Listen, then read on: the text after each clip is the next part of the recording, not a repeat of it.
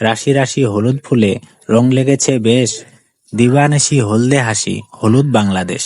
Hello বন্ধুরা, এটা হলো লাপা শাক, শুধু শীতকালের মৌসুমেই পাওয়া যায়। এই শাকের ঝোল এবং আলুর ভর্তা খেতে ভীষণ মজা। এই যে দেখতে পাচ্ছেন কত সুন্দর একটা বাড়ি, বাড়িটার পেছন সাইডে আবার সুপারি গাছ সারিবদ্ধভাবে লাগানো হয়েছে। বাড়িটার সৌন্দর্য আরো দ্বিগুণ বাড়িয়েছে। এটা হলো গুটি আমের গাছ, আমগুলো খেতে ভীষণ মজা। ওই যে দূরে দেখতে পাচ্ছেন গাছপালাগুলা, সেদিকে যাব। ওইদিকে আছে সরিষা ফুলের গাছ, সরিষা ফুলের ক্ষেত, সেদিকে নিয়ে যাব আপনাদের। তো বন্ধুরা সাথে থাকুন আমার, আর দেখতেই থাকুন। তো আমি রওনা দিলাম মেঠো আলির পথ ধরে। যেতে যেতে মাঝখানে দেখলাম আবার একটা ভুট্টা ক্ষেতের মধ্যে পানি দিতেছে।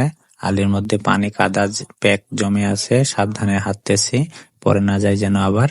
তো ফাইনালি চলে আসলাম সেই লোকেশনে। লোকেশনটা দেখুন কত সুন্দর, সামনে হচ্ছে সবুজ, পেছনে হচ্ছে হলুদ।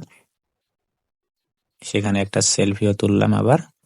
তো সেলফিটা তোলার পরে একেবারে চলে আসলাম কাছে, কাছ থেকে দেখানোর জন্য।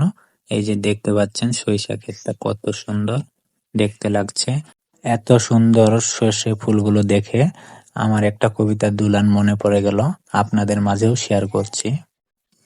সর্ষে ফুল হাওয়ায় হাওয়ায় খেলে দোল, হিম হিম পরশে ঝিম ঝিম নরেশে।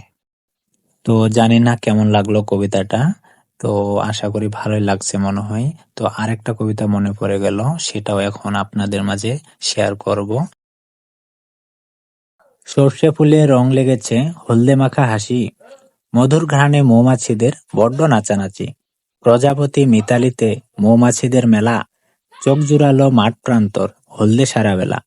রাশি রাশি হলুদ ফুলে রং লেগেছে বেশ, দিবানিশি হলদে হাসি হলুদ বাংলাদেশ।